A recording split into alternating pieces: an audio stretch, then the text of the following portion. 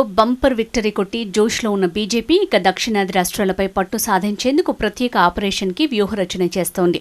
ఇందుకు తెలంగాణ నుంచి ఆ ప్రక్రియను ప్రారంభించాలని యోచిస్తోంది. బీజేపీ అగ్రనాయకత్వం తెలంగాణపై ప్రత్యేకంగా దృష్టి పెట్టింది. ప్రస్తుతం తెలంగాణలో ఉన్న రాజకీయ పరిస్థితులను తమకు అనుకూలంగా మార్చుకోవాలని భావిస్తోంది. దీనిలో భాగంగా బీజేపీ రాష్ట్ర కొత్త అధ్యక్షుడి నియామకంపై పార్టీ హైకమాండ్ ఇప్పటికే ఓ నిర్ణయానికి వచ్చినట్లు తెలుస్తోంది. అయితే పాత కొత్త నేతల మధ్య తీవ్ర పోటీ నెలకొనడంతో అధికారికంగా ప్రకటించేందుకు కొంత వేచి చూసే ధోరణి కనిపిస్తోంది. ఎమ్మెల్సీ ఎన్నికల తర్వాత ఏ క్షణమైనా తెలంగాణ బీజేపీకి నూతన అధ్యక్షుడి నియామకం ప్రకటన రానుందని తెలుస్తోంది.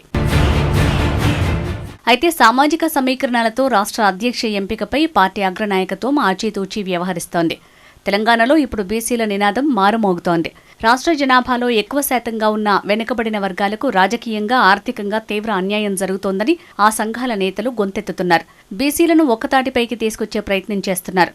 ఇటు బీజేపీ సైతం బీసీలకు కాంగ్రెస్ అన్యాయం చేసిందనే విమర్శలను గుప్పిస్తోంది. గత తెలంగాణ అసెంబ్లీ ఎన్నికల సమయంలో సామాజిక సమీకరణాలతో బీజేపీ బీసీ సీఎం నినాదం తీసుకొచ్చింది.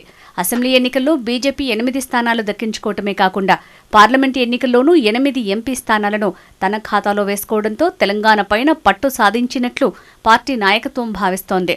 దీంతో బీసీ స్ట్రాటజీని మరింత ప్రజల్లోకి తీసుకువెళ్లాలని చూస్తోంది. గత అధ్యక్ష పదవి నుంచి బండి సంజయ్ని తప్పించి ఆ స్థానంలో కిషన్ రెడ్డికి బాధ్యతలు అప్పగించిన తర్వాత పార్టీలో చోటు చేసుకున్న పరిణామాలతో ఇప్పుడు పార్టీ నాయకత్వం ఆచితూచి వ్యవహరిస్తోంది.